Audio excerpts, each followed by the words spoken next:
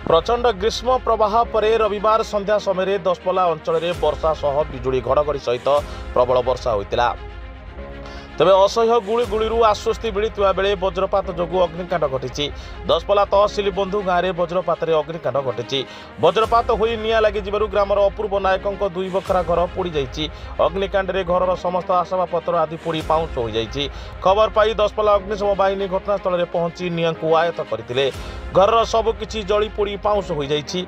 अग्निकांडर शिकार हो सर्वस्वांत हो पड़ा विपन्न परिवार को तुरंत सरकारी सहायता जोगाई देवाक अंचलवासी दाबी कर।